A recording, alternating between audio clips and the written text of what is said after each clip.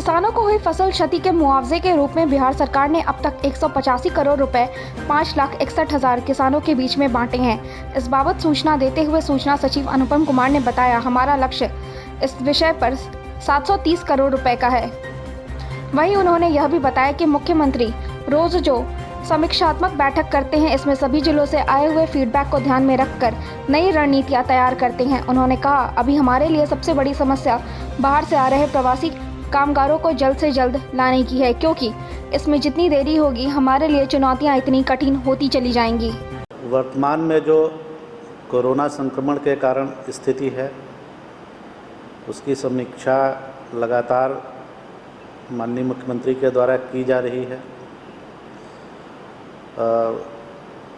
एक important issue जो मैंने कल भी एक्सप्लेन किया था कि जो क्वारंटाइन सेंटर्स हैं हम लोगों के, उसका क्या कॉन्सेप्ट है और क्यों वो बहुत महत्वपूर्ण है। तो मैं खाली इतना बताऊंगा कि हम लोगों को अभी 1-2 दिन पहले हम लोगों के एक बहुत सीनियर ऑफिसर भी उनको कोरोना पॉजिटिव पाए गए और वो एक क्वारंटाइन कैंप्स में कुछ लोग को समझा रहे थे, उनसे बात कर रहे थे और जो व्यक्ति थोड़ा समस्या कर रहे थे वो खुद भी पॉजिटिव पाए गए और उनकी वजह से एक बहुत ही सीनियर ऑफिसर वो भी पॉजिटिव हुए। ये बात मैं इसलिए यहाँ पे बता रहा हूँ कि लोगों को और हम लोगों को जो स्थिति है और जो व्यवस्था की जा रही है, हमको बहुत गंभीरता से समझना होगा। संक्रमण की स्थिति बढ़ रही है और ऐसे में लोगों का जो भी एडवाइजरी है सरकार की, जो सलाह दी जा रही है, जो व्यवस्था की जा रही है, उसमें सभी का सहयोग बहुत आवश्यक है। अगर वो आदमी जो कैंप से चले गए होते, जो खुद पॉजिटिव पाए गए हैं, तो उन्होंने अपने परिवार को इन्फेक्ट किया होता और पता नहीं कितने लोगों को इन्फेक्ट करते हैं। स्वास्थ्य विभाग ने, लोकेश ने पहले भी बताया था कि ये इसमें एक व्यक्ति में इतना पोटेंशियल है। कई केसेस में, जैसे मुंगेर में, जमालपुर में लगभग 89 लोग एक व्यक्ति की चेन से संक्रमित हुए थे। तो ये जो व्यवस्था की जा रही है, ये बहुत सोच समझ के की जा रही है और एक ये डायनामिक प्रोसेस है। जिस तरह की स्थिति आती है, सरकार के स्तर पर विचार करके और जो सबसे अच्छे समाधान हो सकता है वो हम लोग करते हैं। तो आपके माध्यम से हम लोगों की अपील है सभी से कि जो स्थिति है और जो इसकी गंभीरता है उसको सभी लोग समझें। आप सभी लोगों से भी अनुरोध है कि अपने अपने मीडिया संस्थानों के माध्यम से भी लोगों से इस बात की अपील करें कि जो भी सलाह या एडवाइजरी दी जा रही है, हो सकता है लोगों को थोड़ी समस्या हो रही हो, पर उनके अपने इंटरेस्ट में, उनके परिवार के इंटरेस्ट में और पूरी सोसाइटी के इंटरेस्ट में अगर अनुशासन का पालन सब लोग करेंगे और सलाह का पालन करेंगे तो हम लोग ज़्यादा बेहतर तरीके से इस महामारी से लड़ पाएंगे। तो ये एक इशू था जो मैं अपील करना चाह रहा था आप लोगों से। कल जो माननीय मुख्यमंत्री ने समीक्षा की थी और कुछ निर्देश दिए थे, मैं जस्ट उनको बता दे रहा हूँ। तो जो पंचायत लेवल पे क्वारंटाइन सेंटर्स है, क्योंकि संख्या काफ़ी बढ़ रही है, जो ट्रेन से भी लोग आ रहे हैं, हम लोग आपको ग्रुप्स में शेयर ही कर रहे हैं उसकी इन्फॉर्मेशन। इसके अलावा बसेस से भी आ रहे हैं, वो भी मैंने कल बताया था। कई लोग अपने साधनों से भी आए हैं। इसके अलावा नई ट्रेन्स, नॉर्मल ट्रेन्स भी चल रही हैं। तो इन सबको ध्यान में रखते हुए ये निर्देश कल दिया गया था कि पंचायत स्तरीय जो क्वारंटाइन सेंटर है उसकी व्यवस्था पूरी, उसकी तैयारी पूरी अच्छी तरह से की जाए। और जो अलग अलग जगहों से लोग आ रहे हैं और उनकी टेस्टिंग हो रही है यहाँ पे एक प्लानिंग के तहत, तो जो रिजल्ट्स आ रहे हैं वो लोकेश ने कल शेयर किए थे आप लोगों से कि किस स्टेट से आने वालों में इन्फेक्शन का जो परसेंटेज पाया जा रहा है वो क्या है। तो उसी के आधार पर हम लोग योजना बना के अकॉर्डिंगली उनकी टेस्टिंग का और उनको क्वारंटाइन करने का की व्यवस्था की जा रही है।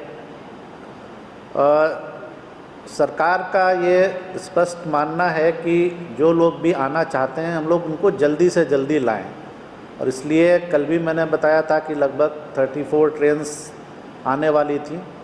1-2 ट्रेन्स का शेड्यूल थोड़ा चेंज भी होता है लास्ट मिनट, लेकिन ओवरऑल एक इंडिकेशन हम लोगों को मिलता है कि काफ़ी ज़्यादा संख्या में लोग आ रहे हैं। तो इसलिए जितनी जल्दी लोग आ जाएंगे, क्योंकि जितना विलम्ब होगा उतना इन्फेक्शन स्प्रेड करेगा। जिन जगहों से ये लोग आ रहे हैं वहाँ कई जगह पे बहुत ज़्यादा इन्फेक्शन का लेवल है। तो इसलिए ये एक डिलिब्रेट डिसीजन था कि जल्दी से जल्दी लोग आएँ, और इसके लिए जो नोडल पदाधिकारी, नोडल विभाग है आपदा प्रबंधन विभाग, और उसके लिए ट्रांसपोर्ट सेक्रेटरी इसके नोडल हैं, सभी लोग बहुत मेहनत कर रहे हैं। सभी जिला पदाधिकारी बहुत मेहनत कर रहे हैं। आप समझ रहे हैं कि एक दिन में जितने लोग आ रहे हैं उनको वहाँ पर हैंडल करना ये बहुत चुनौतीपूर्ण कार्य है, लेकिन इसको किया जा रहा है। इसके अलावा फॉरेन ट्रेवलर्स का भी शेड्यूल मैं बहुत जल्दी शेयर करूँगा आपसे, उसके बारे में भी वो लोग भी आने वाले हैं। और अन्य जो भी आवश्यक व्यवस्था जो भी समझी जा रही है, प्रतिदिन इसकी समीक्षा की जाती है और परिस्थिति के हिसाब से निर्णय लिए जा रहे हैं। तो जो भी आवश्यक होगा, जो भी मदद की ज़रूरत होगी, वो सब किया जाएगा। आप जानते हैं कि माननीय मुख्यमंत्री ने हमेशा कहा है कि आपदा की घड़ी में सरकार के खजाने पर पहला हक आपदा पीड़ितों का ही है, और सरकार इसी दृष्टि के साथ काम कर रही है। जो कुछ फिगर्स मैं अभी शेयर करना चाहता हूँ, आपदा राहत केंद्र जो हमारे अभी चल रहे हैं 158, और ये उन लोगों के लिए थे जो विभिन्न शहरों में लॉकडाउन के कारण लोग फंसे हुए थे या ज़रूरतमंद थे, रिक्शा चालक, ठेला वेंडर, दिहाड़ी मजदूर। इनमें अभी लगभग 74,000 लोग इसका लाभ उठा रहे हैं। जो ब्लॉक क्वारंटाइन सेंटर हैं उसकी संख्या बढ़ के आज 5,162 हो गई है, 5,162। और इनमें रहने वाले लोग जो कल 2.25 लाख थे, उनकी संख्या बढ़ के 2,70,294। इतने लोग अभी ब्लॉक स्तरीय क्वारंटाइन सेंटर में आवासित हो गए हैं। जो हम लोगों को कॉल्स और मैसेजेस आ रहे हैं, लगभग 2,03,000 आए हैं, जिनमें करीब 28 लाख लोग हैं, 27,91,000। उनमें भी, उनके लिए भी उनकी जो समस्याएं हैं लगातार बात करके उनका निराकरण कराया जा रहा है। जो ट्रेन्स की अभी तक जितने ट्रेन्स आ चुके थे कल तक 14 मई तक, उनकी संख्या थी 195, और उनमें 2,46,160 लोग आए हुए थे। और ये जो श्रमिक स्पेशल ट्रेन है मैं उनकी बात बता रहा हूँ। आज के लिए भी 36 ट्रेन शेड्यूल्ड हैं। मैं अभी तुरंत ही आपको शेयर कर दूंगा ग्रुप पे पूरा डिटेल्स, किस स्टेट से कितने आ रहे हैं। और 3 ट्रेन्स ऐसी हैं जो हम लोगों ने कैमूर से चलाई हैं, कटिहार, अररिया और मुजफ्फरपुर। एक तरह से लोकल ट्रेन्स हैं, हालांकि इनमें भी बाहर से जो लोग आ रहे हैं बॉर्डर्स पे उनको भेजा जा रहा है अलग अलग जगहों पे, लेकिन 3 ट्रेन्स ये भी चल रही हैं। कल जो है, कल के लिए लगभग 40 ट्रेन का, 16 तारीख के लिए 40 ट्रेन की प्लानिंग की गई है। इसके अलावा